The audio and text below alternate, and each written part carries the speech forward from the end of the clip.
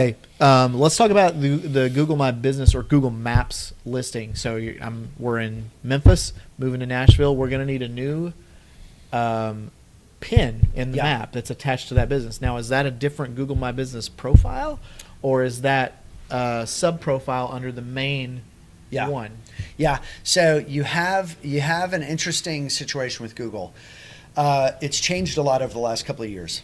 So what we do, I don't know if I know the answer to that question. If it's a different profile, I can't remember. I'd have to. I think it's a I'd different location, yeah. but you're still an admin of both locations. Yeah, all locations. Yeah, like Taco Bell has hundreds and thousands, hundreds of profiles. Yeah, they all roll up onto one brand, but it's not like a sub. Yeah, they're all their own profiles. Their Yeah. own with their own ratings and their own reviews and their own all that stuff. Yeah. So the key for me is making sure. So there's always a little bit of a gap between people making decisions inside our company and then whoever's executing that data to all of the Google My Business listings.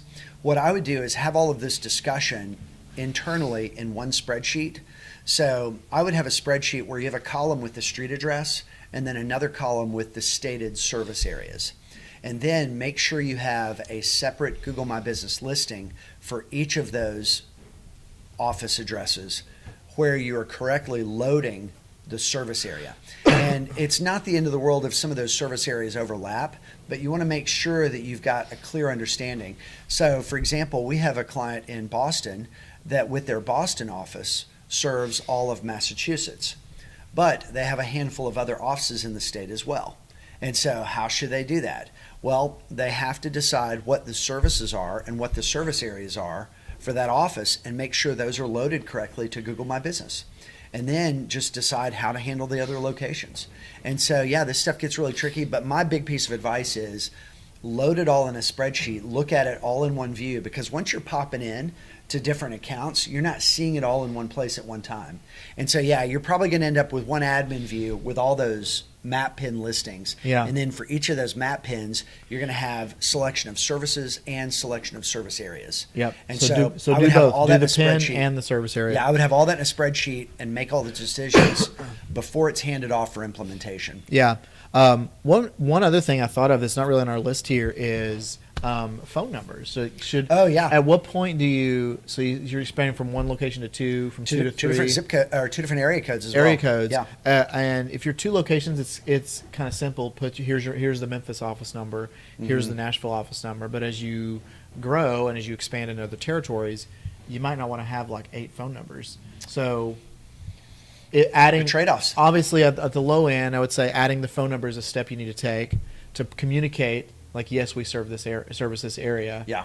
And then at a certain point, roll that up into a singular number that one person answers, right? Maybe. Or it depends on the business. I would say that's true. I don't know, maybe half the times. But I actually go the other direction. I would say having a local phone number on each location page that is also the number that's on the Google My Business listing for that location. Or a contact page that lists the locations, like which ones you want to contact. Yeah, I mean, you could have that maybe in addition to, but I would have the phone numbers on each location page. I'm treating every page on the website like it could be the first and last page someone sees. Right. So someone searches for Cool Springs Commercial Flooring Company, they get a page and it's got a phone number with their local area code. Yeah. And they're calling and somebody's answering who's right there, butt in the seat in that city. That's a lot more friendly than dialing an 888 number. I think so. Yeah. Yeah. So I actually I think if we're going to take the onus off of the consumer and do more of the work ourselves to close the sale, we want to get as close and intimate to them as we can. And I think a local area code is a good tool for that. And I think it's worth doing the work. Yeah. And we've often created local profiles for companies, and not virtual offices, but skeleton crew offices for companies that needed to have a local footprint and run people through a more localized experience. Yeah.